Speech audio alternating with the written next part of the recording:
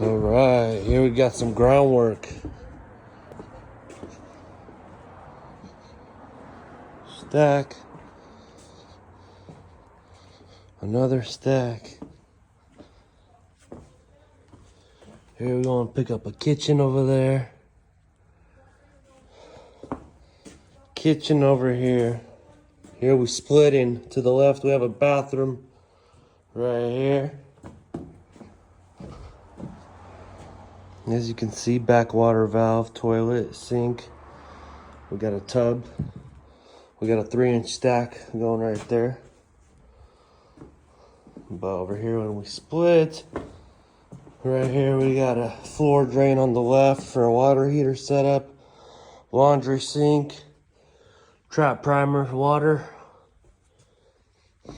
Come around. We got a bathroom right here. We got a sink, toilet, tub with the 3-inch continuing main.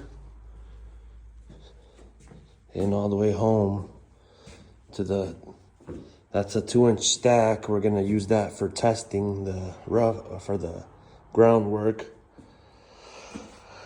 That's gonna be a laundry box. And we got another floor drain for a water heater over here. So there you have it.